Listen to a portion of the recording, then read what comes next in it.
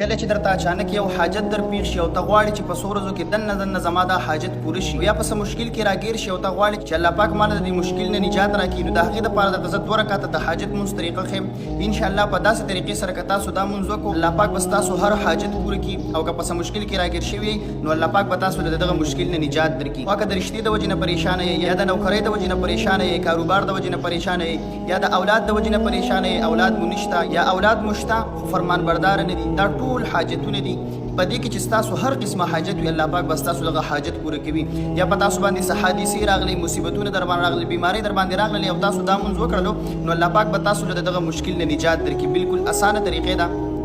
په شروع کې به تاسو نیت وتړئ په داسې طریقې سره چې الله د پلاني حاجت دپاره په دغه وخت کې به تاسو د خپل حاجت یا مصیبت مشکل په خپل ذهن کې حاضر ساتئ په داسې طریقې سره چې الله د پلاني حاجت دپاره زه دا 2 رکعته د حاجت مونځ کوم اے الله د دې مونځ په ذریعې سره زما دا پلانې حاجت پوره کړه نیت به وتړئ ثنا به ووایئ سورې فاتحه به ووایئ او ورسره به د قرآن مجید یو سورت ووایئ کوم سورت چې تاسو ته اسان وي او درځي درله رکوع به وکئ سجدې ته به لاړ شئ نو په سجده کې به تاسو سبحان ربي الاعلی 3 کرته ولولئ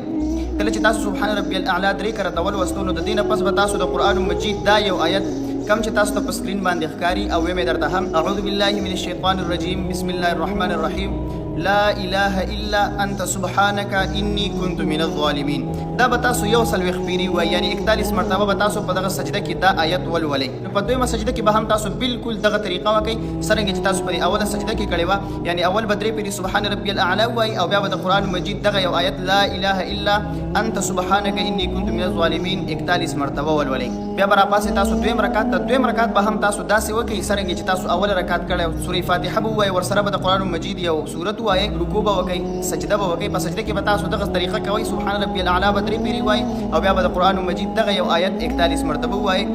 یعنی 4 سجدې دي او په 4 واړو سجدو کې به تاسو 41 مرتبه د قرآن مجید دغه یو آیت لولئ بیا چې کله تاسو مونځ ختم کړلو د دې نه پس به بیا تاسو د الله رب العزت نه ځان له دعا غواړئ په داسې طریقې سره چې د دعا په اول آخر او په درمیان کې به تاسو په نبی کریم صلی الله علیه وسلم باندې درود شریف وایئ او ورسره به د دعا په اول آخر او په درمیان کې د الله رب العزت حمد او ثنا بیانوئ اوس چې تاسو له څرنګې د الله رب العزت حمد او ثنا او بړایي درځي الله تلوي ته رحمان ته رحیم ای الله ته قادر ذات چې څرنګې تاسو ته اسانه وي او په دې درمیان کې به ځان له دغه حاجت دپاره دعا وغواړئ انشاءالله دا به داسې مونځ وي دا به داسې دعا وي چې دا به الله رب العزت نه رد کوي او الله پاک به ستاسو دغه تمام حاجتونه پوره کړي او که په څه مشکل کې راګیر شوي نو الله پاک به تاسو له زر تر زره دغه مشکل نه نجات درکړي نو په دې پیغام باندې په خپله باندې هم عمل وکړئ او د خپلو ملګرو سره هم لازمي شیر کړئ دپاره د دې چې فایدې عامه شي دعاګانې کوئ دعاګانې به کوو د بلې ویډیو پوری اجازت راکړئ د الله په امان السلام علیکم ورحمت الله وبرکاتہ